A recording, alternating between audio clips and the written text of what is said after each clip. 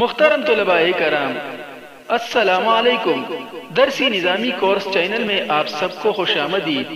اس channel میں آپ کو ملیں گے ہر درسی کتاب کے مکمل دروس، تو جلدی کیجئے ہمارے چینل کو سبسکرائب کیجئے اور ساتھ میں گھنٹی کا بٹن بھی دبائیے تاکہ ہمارا ہر درس آپ کو بروقت ملے۔ اللہ تعالی ہم سب کو سننے، سمجھنے، عمل کرنے اور اخلاص کی توفیق عطا فرمائے، آمین یا رب العالمین۔ تو آئیے پڑھتے ہیں آج کا درس۔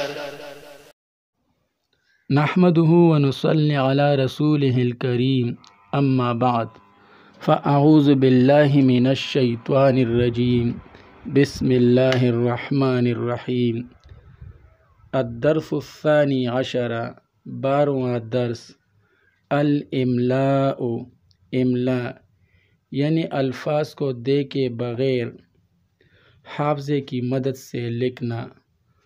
محترم طلباء کرام، تعلیم کی دنیا میں جس طرح استاذ کی باتوں کو سمجھنے کی اہمیت ہے، عبارت کو صحیح طرح سے پڑھنے کی اہمیت ہے، بالکل اسی طرح عبارت کو صحیح طرح سے لکھنے کی بھی اہمیت ہے کہ وہ عبارت کو صحیح طرح سے لکھ بھی سکتا ہو، الفاظ کو صحیح طرح سے لکھ بھی سکتا ہو۔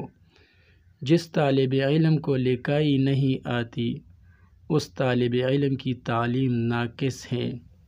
اس مقصد کے حصول کے لیے املا کا طریقہ نہایت مفید ہے کہ استاذ پڑھتا جائے اور طالب علم دیکھے بغیر لکھتا جائے۔ یہاں پر تو ہم کتاب کو دیکھ کر ہی یہ سبق پڑھیں گے، لیکن جب آپ درس سے فارغ ہو جائے تو اپنے کسی ساتھی کو لے کر اس سے یہ الفاظ پڑھوائے، وہ آپ کے سامنے یہ الفاظ پڑھتا جائے گا، ایک ایک لفظ آپ کے سامنے پڑھتا جائے گا اور آپ لکھتے جائیں گے، تو اس طرح آپ کو لکھائی میں مہارت حاصل ہو جائے گی۔ جب بار بار آپ یہ کریں گے، اس عمل کو بار بار دہرائیں گے، تو اس طرح آپ کو لکھائی میں مہارت حاصل ہو جائے گی۔ تو آئیے درس کا آغاز کرتے ہیں۔ المفردات یعنی واحد الفاظ۔ انا، میں، واحد متکلم، یہ واحد متکلم کی ضمیر ہے، مذکر اور مؤنث دونوں کے لیے آتی ہے۔ انت، مخاطب، واحد مخاطب کی ضمیر ہے، صرف مذکر کے لیے آتی ہے۔ انت، تم، انا، میں، انت، تم، انتما، تم دونوں، تثنیہ مخاطب کی ضمیر ہے، مذکر اور مؤنث دونوں کے لیے آتی ہے۔ ہما، وہ دونوں، تثنیہ غائب کی ضمیر ہے، مذکر اور مؤنث دونوں کے لیے آتی ہے۔ نحن، جمع تثنیہ کی ضمیر ہے، مذکر اور مؤنث دونوں کے لیے آتی ہے۔ انا، انتما، ہما اور نحن، یہ سارے ضمائر مذکر کے لیے بھی آتے ہیں اور مؤنث کے لیے بھی، جبکہ انت جو ہے یہ صرف مذکر کے لیے آتی ہے۔ اذن، کان، اصبع، انگلی، قبلۃ، قبلہ، کعبۃ، کعبہ، نشیط، چست، کسلان، سست، کاہل، مریض، بیمار، صحیح، تندرست، طلاست، جاڑن، حرۃ، بلی، الازہار، پھول، یہ زہرۃ کی جمع ہے۔ الحجاج، حاجی لوگ، یہ الحاج کی جمع ہے۔ جناحان، دو پر، یہ جناح کا تثنیہ ہے۔ عصفوران، دو چڑیا، یہ عصفور کا تثنیہ ہے۔ تو یہ الفاظ جو ہے کوئی ساتھی آپ کے سامنے پڑھتا جائے گا درس کے بعد، اور آپ نے ان کو لکھنا ہے۔ وہ پہلے آپ کے سامنے بولے گا انا، تو آپ نے انا بھی لکھنا ہے اور پھر اس کا معنی یعنی میں بھی لکھنا ہے، اور یہ بھی لکھنا ہے کہ یہ واحد متکلم مذکر اور مؤنث کی ضمیر ہے۔ اسی طرح انتا جب وہ بولے تو آپ نے انتا لفظ بھی لکھنا ہے، اور یہ بھی لکھنا ہے کہ اس کا معنی کیا ہے، یعنی وہ تم، اور پھر یہ بھی لکھنا ہے کہ یہ ضمیر کس لیے استعمال ہوتی ہے، تو آپ نے لکھنا ہے کہ یہ واحد مخاطب مذکر کی ضمیر ہے۔ اس طرح ان سارے الفاظ کی تفصیل آپ نے لکھنی ہے، تو اس طرح انشاءاللہ آپ کو لکھائی میں مہارت حاصل ہو جائے گی۔ الجمل، جملے، یہ نیچے کچھ جملے دیے گئے ہیں، اب ان کو لکھنا ہے۔ ساتھی بولتا جائے گا، پڑھتا جائے گا اور آپ لکھتے جائیں گے۔ ھذا سالم، یہ سالم ہے۔ ھذا رأسہ، یہ اس کا سر ہے۔ ھذا مبتدا، سالم خبر، مبتدا خبر مل کر جملہ اسمیہ خبریہ۔ ھذا رأسہ، یہ اس کا سر ہے۔ ھذا مبتدا، رأسہ میں رأس مضاف اور ہو ضمیر مضاف الیہ، مضاف اور مضاف الیہ مل کر مرکب اضافی ہو کر خبر، مبتدا خبر مل کر جملہ اسمیہ خبریہ۔ ھذا وجہہ، یہ اس کا چہرہ ہے۔ بالکل آسان ترکیب ہے، جس طرح ھذا رأسہ کی ترکیب ہے بالکل اسی طرح ھذا وجہہ کی ترکیب بھی ہے۔ ھذا فمہ، یہ اس کا منہ ہے۔ آسان ترکیب آسان ہے۔ ھذہ فاطمۃ، یہ فاطمہ ہے۔ دیکھیے یہاں پر چونکہ سالم مذکر تھا تو اس میں اشارہ مذکر لایا گیا، اور یہاں پر چونکہ فاطمہ مؤنث ہے تو اس میں اشارہ مؤنث لایا گیا۔ ھذہ ساعتھا، یہ اس کی گھڑی ہے۔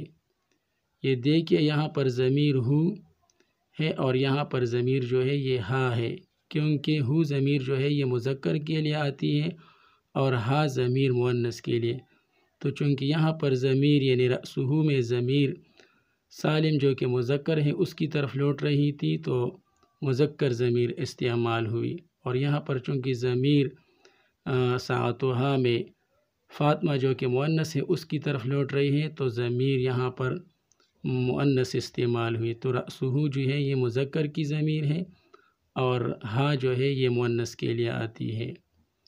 یہ دونوں غائب کی ضمائر ہے۔ ہو جو ہے یہ واحد مذکر غائب کی ضمیر ہے اور ہا یہ واحد مؤنث غائب کی ضمیر ہے۔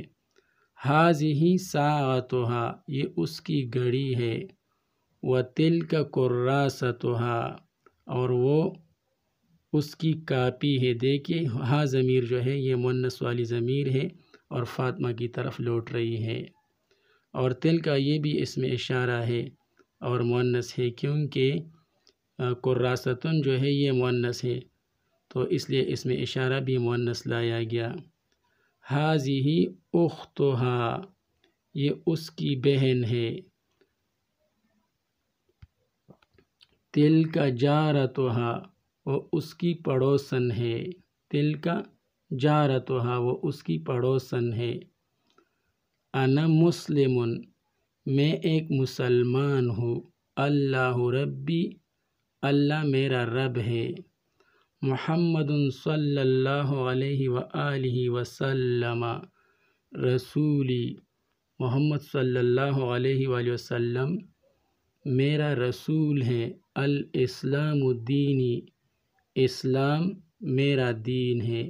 القرآن کتابی، قرآن میری کتاب ہے۔ الکعبۃ قبلتی، کعبہ میرا قبلہ ہے۔ انت اخی، تو میرا بھائی ہے یا تم میرے بھائی ہو۔ سعید علی السطح، سعید چھت پر ہے۔ وحامد علی السلم، اور حامد سیڑھی پر ہے۔ وابوہما فی البیت، اور ان دونوں کا باپ گھر میں ہے۔ سعید علی السطح، یہ جملہ اسمیہ خبریہ ہو کر جملہ معطوفۃ علیہا ہے۔ واو حرف عطف، حامد علی السلم، یہ جملہ اسمیہ خبریہ ہو کر جملہ معطوفہ اول ہے۔ واو حرف عطف، ابوہما فی البیت، یہ جملہ اسمیہ خبریہ ہو کر جملہ معطوفہ ثانی ہے۔ تو سعید علی السطح جملہ معطوفۃ علیہا اپنے دونوں معطوفات یعنی حامد علی السلم اور ابوہما فی البیت کے ساتھ مل کر جملہ اسمیہ خبریہ ہوا۔ جمیل و نعیم تلمیذان، جمیل اور نعیم دونوں شاگرد ہے۔ جمیل معطوف علیہ، واو حرف عطف، نعیم معطوف، معطوف علیہ اپنے معطوف کے ساتھ مل کر مبتدا، تلمیذان خبر، مبتدا خبر مل کر جملہ اسمیہ خبریہ۔ جمیل و نعیم تلمیذان، جمیل اور نعیم دونوں شاگرد ہے۔ ہما صدیقان، وہ دونوں دوست ہیں۔ وہما جاران، اور وہ دونوں ہمسائے ہیں۔ سعیدۃ و نعیمۃ طفلتان، سعیدہ اور نعیمہ دونوں بچیاں ہیں۔ ہما زمیلتان، وہ دونوں سہیلیاں ہیں۔ وہما جارتان، اور وہ دونوں ہمسایہ ہیں، پڑوسن ہے۔ قواعد الاملاء، املاء کے قواعد۔ ہاذان، الف کے ساتھ اس طرح پڑھا جاتا ہے لیکن لکھنے میں الف نہیں لکھا جاتا، یعنی ہاذانی کو پڑھتے وقت ہاں کے بعد الف پڑھیں گے، لیکن جب اسے لکھیں گے تو ہاں کے بعد الف نہیں لکھیں گے۔ اگر اس طرح لکھ لیا تو یہ لکھنا غلط ہوگا۔ اسی طرح انا کو بھی دیکھ لیجئے، انا بغیر الف کے اس طرح پڑھا جاتا ہے لیکن لکھنے میں الف کے ساتھ لکھا جاتا ہے۔ انا جو کہ واحد متکلم کی ضمیر ہے، جب اس کو آپ پڑھیں گے تو نون کے بعد الف نہیں پڑھیں گے بلکہ انا پڑھیں گے، لیکن لکھتے وقت نون کے بعد الف لکھیں گے۔ اگر لکھتے وقت نون کے بعد الف نہیں لکھا تو یہ لکھنا غلط ہوگا، اور پڑھتے وقت نون کے بعد الف پڑھ لیا تو پھر یہ پڑھنا غلط ہوگا۔ یعنی اگر انا پڑھ لیا، انا الف کے بعد نون کے بعد الف انا، تو یہ پڑھنا غلط ہوگا، بلکہ اس کو انا پڑھیں گے، اور البتہ جب اس کو لکھیں گے تو نون کے بعد الف ہوگا۔ الفاظ کے معانی: شعر بال، شفۃ ہونٹ، رقبۃ گردن، اصبع انگلی، قلب دل، کبد جگر، رئۃ پیپڑا، اخ بھائی، اخت بہن، عم چچا،